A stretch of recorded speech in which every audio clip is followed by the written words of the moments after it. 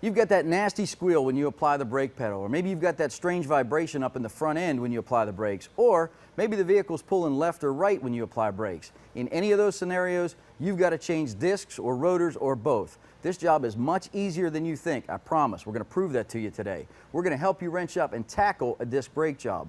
Let's face it, you're probably spending more money than ever on gasoline, and every do-it-yourself project that you can tackle puts money right back in your pocket. Before we begin, I wanted to quickly show you the essential components of a disc brake process. If you understand how the brakes work on your mountain bike, you can understand this. This is the spinning rotor. It's attached to the hub and rolls down the road, holding your wheel on. These are the brake pads. We're going to replace these today. They create friction against there when the caliper, which goes on top, takes hydraulic action, converts it to mechanical action, creating friction, stopping the wheel. We've got the vehicle stable and secure in a nice level spot. Now, just about any caliper configuration you're going to run into, there's two bolts that hold the caliper onto a caliper mounting bracket. Just pull the slide pins out, pull the caliper off. You can get a good look at the caliper as it compares to the new one. Looks exactly the same. Now, I like to hang this caliper up under the fender well. I like to use a bungee cord because we don't want any tension on this brake line. No reason to take a chance on kinking it or breaking it. Remove the old pads, get rid of them. Next step is to remove the caliper mounting bracket so we can gain access to the rotor. That'll allow us to put the new rotor right on. Now the top caliper mounting bracket bolt, and we're clear into the rotor. We've got the caliper off, the pads off, the bracket off. Get it loose, caliper mounting bracket comes right off in your hands. Now on many of today's rotors, there'll be a screw or usually two that'll hold the rotor assembly right to the hub. I've got these loosened up. I'm just going to continue backing them out. And now just after 6 bolts, we're ready to put on the new performance rotor. Well, the main thing we want on our Miata is performance. We want some great stopping power, and we're going to get that. But there's nothing wrong with adding a little bit of a sporty look. With Duplicolor's awesome caliper paint that can handle the high temps, this is going to look really good once we have red calipers at all 4 wheels. The next step, install the new caliper. Remove the bolt that connects the hydraulic line to the caliper, and then get yourself a cup. Any kind of a cup or a catch pan or tray. You don't want this worn brake fluid all over your work surface. Now, we're ultimately going to replace all of our brake fluid, but I still like to catch as much as I possibly can. Next, reconnect the brake line to the new caliper. It only goes one way. We also have the new copper washer that came with the brake hardware kit installed. A second washer on the original bolt. Line everything up. Gently thread the bolt down in. Be careful you do not cross thread this. In some vehicle applications, the calipers are specific to each side. They're usually marked. We've got it marked for right side on our Miata. Spin the bolt down in. Check and see if you have torque specs to hit. We're just about ready to install the new caliper. Before we install the new performance rotors we got from Brembo, we want to hit them with a little bit of brake clean.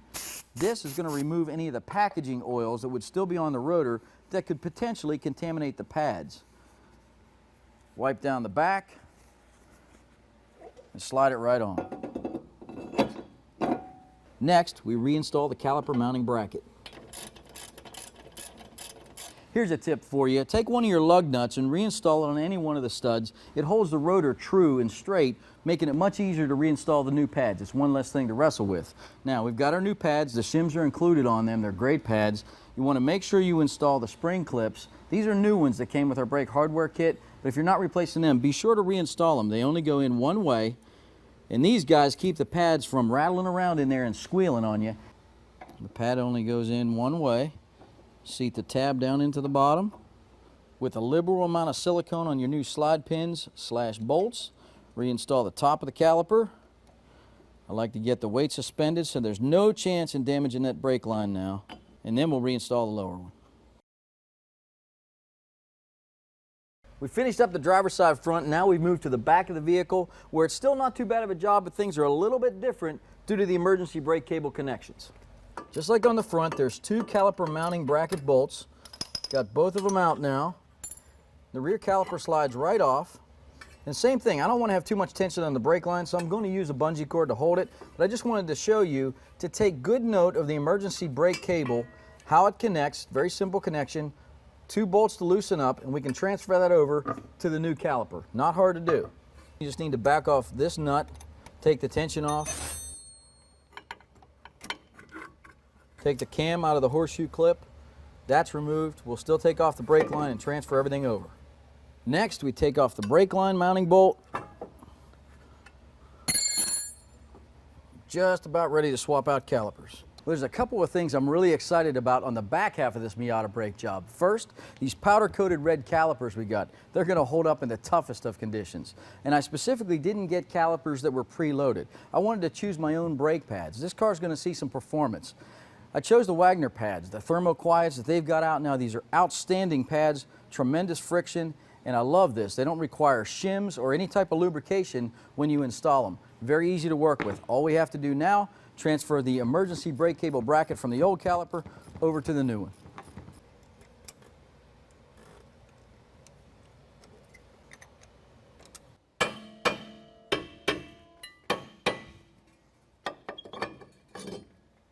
We have the rear rotor off the passenger side of the Miata.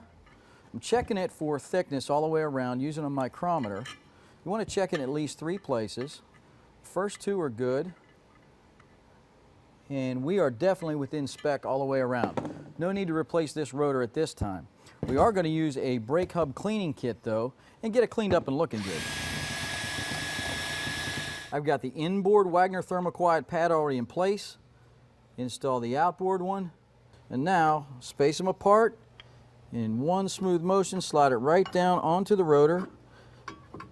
And your caliper mounting bracket will fall right into place. Reinstall your bolts and you're just about home.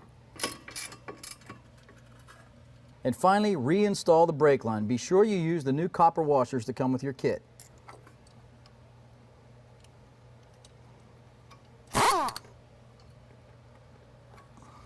Hold it there, hold it there, hold it there, hold it there.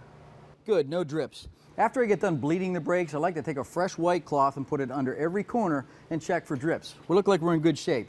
Now, you gotta bleed the brakes when you do a project like this. If you're not sure how, check out our Bleeding Brakes video clinic on advancedautoparts.com. It's not hard to do. Just start at the furthest wheel away from the master cylinder reservoir. This thing's looking good. I'm excited about those high-tech, high-performance Brembo rotors up front. We're about to do a road test and get these wheels turning. And now the best part of any brake job, the road test. Man, these things feel great.